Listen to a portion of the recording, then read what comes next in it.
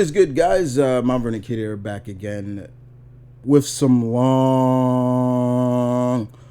overdue thoughts, reviews of movies that I've seen in 2023. Now, I posted a post on my community feed 3 months ago, showcasing all the movies that I've seen in 2023. I just threw this question out there. I said, do you still want to see reviews, my pack? And you guys said, yeah, you still wanted to see it, no matter what.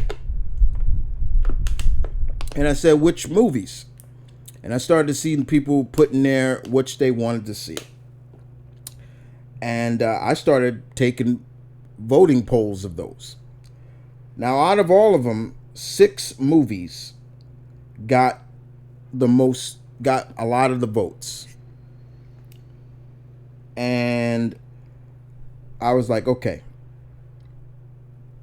I'll just do those movies instead.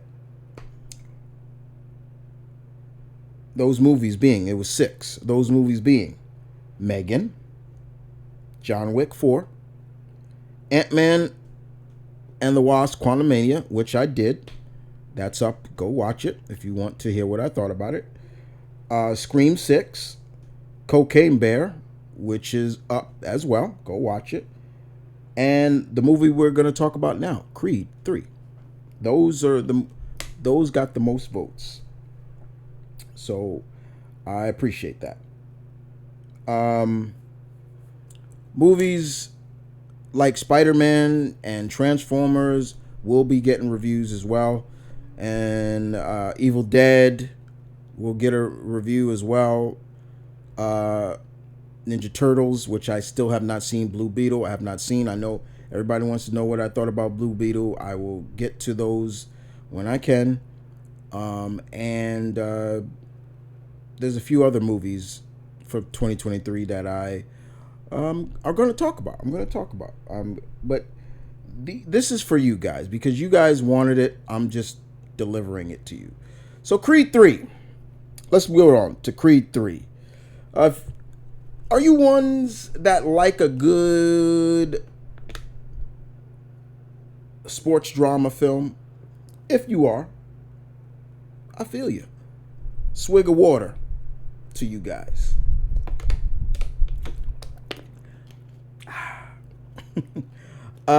Yes, Creed 3. This is the third in the Creed films, but overall the 9th movie in the Rocky franchise, the Rocky universe. This is also the first movie to not have Sylvester Stallone in it. And there's a whole big thing about that. We're not going to talk about that. But I wanted to say, if I was to look at all 3 of the Creed movies, each one of them had their place. Each one of them had their specific reasoning and roles to play.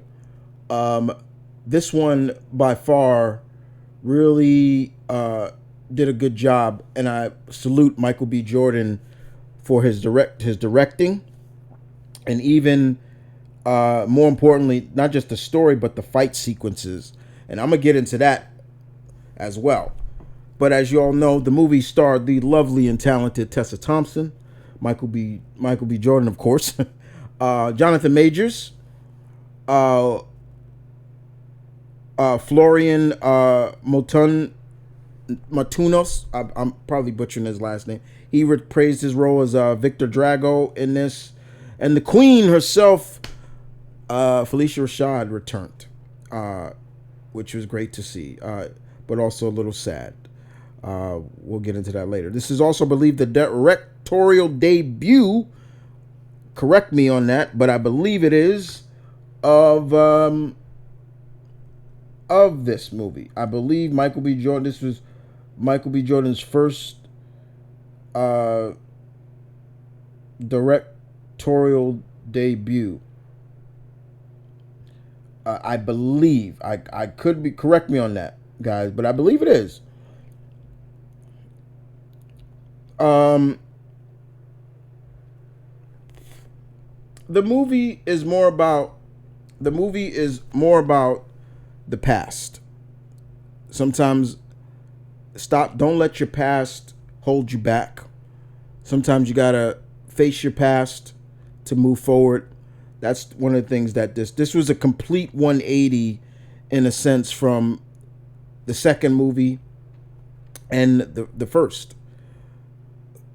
Like I said, no longer was we Rocky was there to guide uh, and throw his knowledge to Adonis. He had other people, of course, to help. You know, he had Little Duke, uh, Tony to help him as well, but he was he still had to deal with the object of his past. This also played a big role, and I thought it was shot beautifully and with vulnerability, and also through the eyes lens of a man. Because as men, we kind of we like to hold everything in, bottle everything in instead of letting it out and telling someone about it and things like that. Here we got to see that a little bit of that vulnerability between Adonis. Adonis now is retired in this movie. He is retired. He's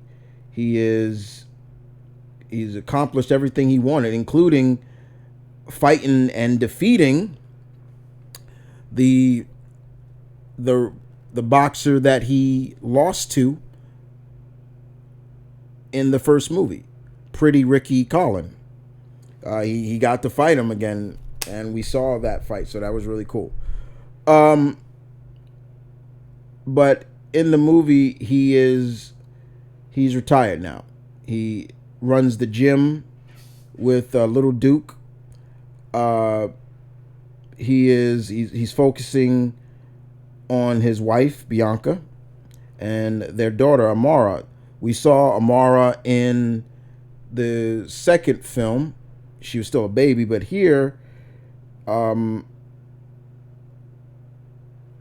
here she's a kid, and she, like her mother, um, has a hearing impairment, uh, and and what I loved about this film is the family has become fluent in American Sign Language. So we see Adonis when they're talking with her, with Amara.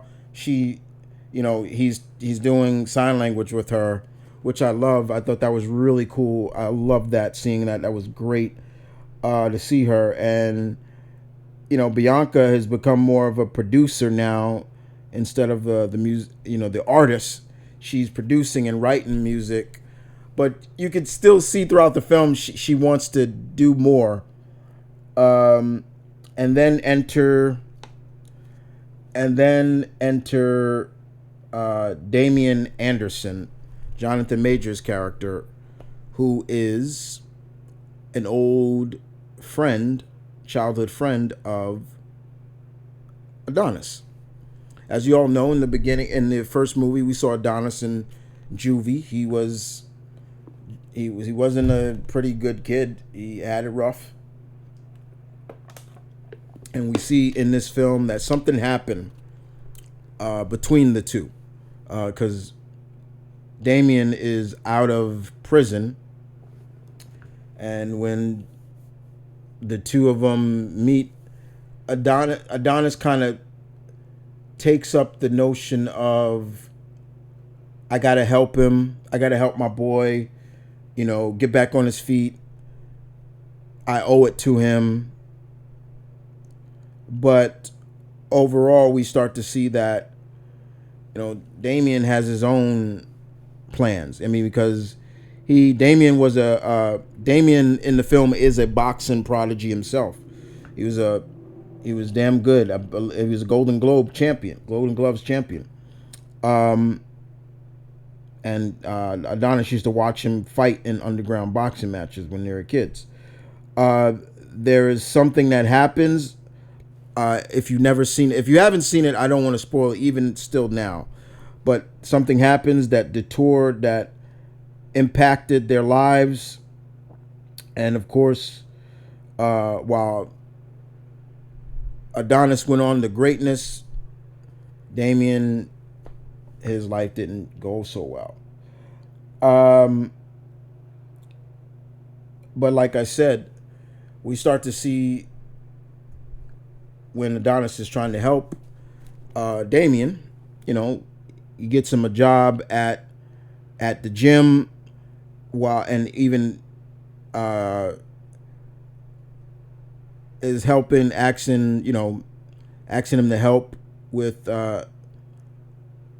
promote his prodigy.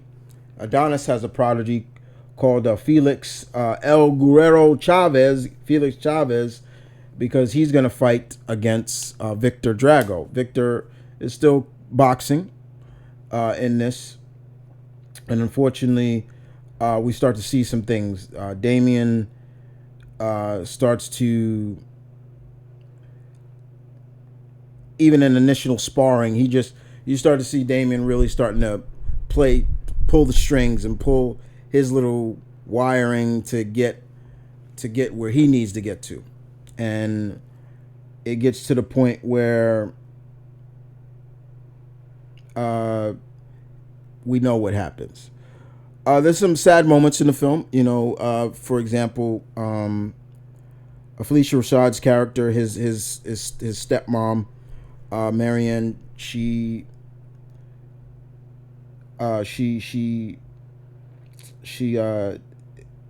is dying, but she also shows Donnie letters from Damien that she did not want her son to have. Like any mother, she was just protecting her son. She always felt that Damien was a bad influence. And any mama bear would do that for her, but unfortunately, Marianne suffers a stroke and she dies. But the vulnerabilities in this movie was played up really well, because it took a long time for Donnie to open up to Bianca, to let him know what the hell happened, what happened between these two. And even to the point where even though everything is going so well, there's still a lot of doubt. And that was something that was played up very well in this movie that I really enjoyed. Damien tries to hurt Florian in this. And then of course we see the whole concept of, I wouldn't say the chameleon shows his true colors, but you do get the sense of seeing that, even though Damien was in prison, he was, he was like, well, you got everything, and here I am stuck in prison. That typical route. And, he basically, Creed is like, I gotta fight this dude. I gotta fight him. And he comes out of retirement to fight him. He comes out of retirement to fight Dame at Dodger Stadium. And and what I love about it, it was encouraged by Bianca to do it. She was like, you gotta fight him. The match itself was shot beautifully, and you can see this was a whole different ball game in terms of the past Rocky movies in general. Just the way it was shot, just the way the fight choreography was, because clearly you could see so much influence of Japanese anime in these fights, in this fight between Damien and Donnie.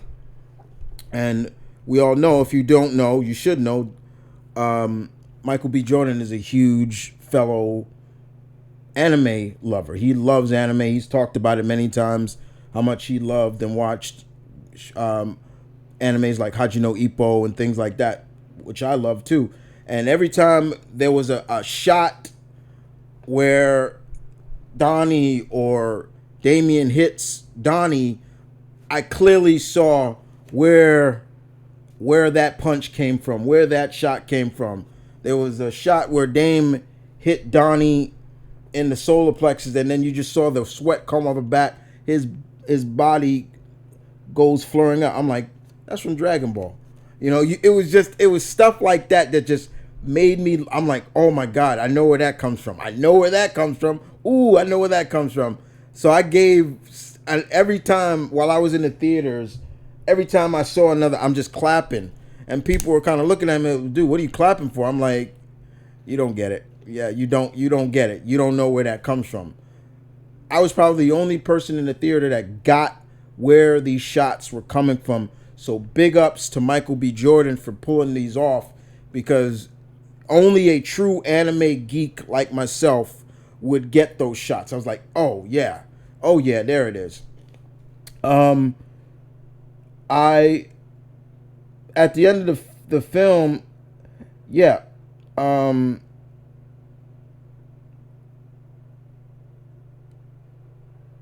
at the end of the film, yes, Donnie does get the championship. He takes it from Damien, and what I did like is there was no real kind of hard feelings, like Damien's like, I hate you now. No, they reconciled. They came to terms, both admitting, that it's nobody's real fault. And seeing, Bianca and the family in the ring, and watching and Amara in the ring, kind of shadow boxing, and it was beautifully done. I love that. Uh, it was beautifully shot. And to think about it now, because there's a comic series now that has Amara as a boxer, so it kind of continues the story of, which is really cool. I do recommend reading it, guys. It's a good comic. But I really enjoyed this. I really enjoyed this. I really enjoyed this one a lot. If I was ranking the the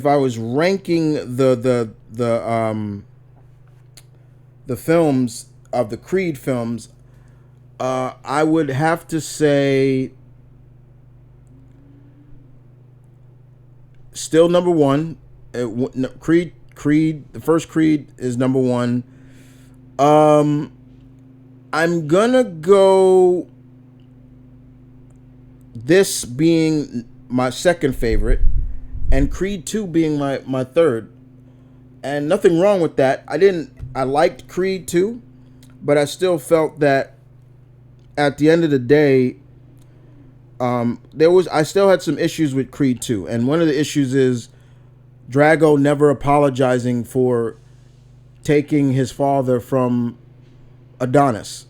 I don't care who you are, like you didn't even apologize to him. Like, I'm sorry, you grew up without a father. I'm sorry. Like, I was still pissed off at that. I'm like, the fuck? Like, why didn't you apologize, Drago? Like, you killed the man's father and you don't.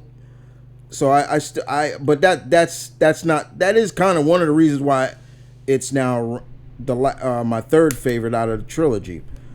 If Michael B. Jordan comes back to do more, I don't think there needs to be any more from Donnie, as in terms of him, because there's nothing more left for him to prove. In terms of, you could see him as a businessman, but I think that the key now is to move on to Amara Creed. Seeing her take up the family legacy. because in all these Rocky movies, we haven't seen, excuse me, through the eyes of a female fighter. So I think that would be cool to see. Um, I mean, it would probably, you would have to have a little bit of a disbelief of in terms of in terms of probably a time skip, because even in this you gotta, there is some disbelief, because we saw Mara in the second movie, she was still a baby. Here I think she's 8 or 9 years old, something like that. And it's like, whoa, like wait a minute, like what a time skip. Like, okay, so that's why I think you got to look at it from that point of view. But what I'm glad is what I'm glad is what I'm glad is that they didn't go down the route that I think a lot of people wanted to go down, the route of, one, Adonis fights, Clubber Lang's kid. That was the one thing I was like, please don't just have it's Donnie fighting the children of Rocky's past opponents, because at the end of the day, it's like, wait a minute, Clubber Lang never really fought Creed, and yeah, there was maybe a little bit of a animosity between them, but they didn't fight.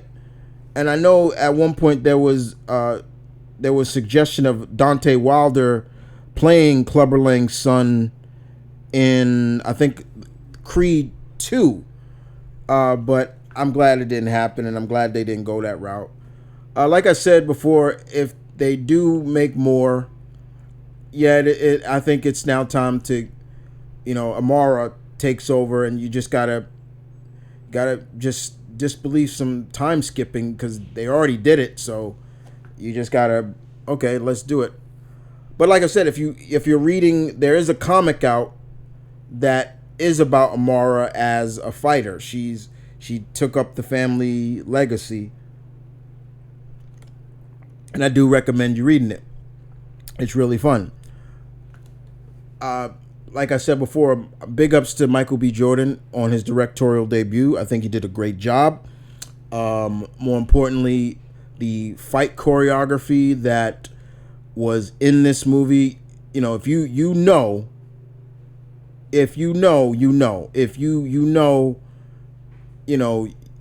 you'll know.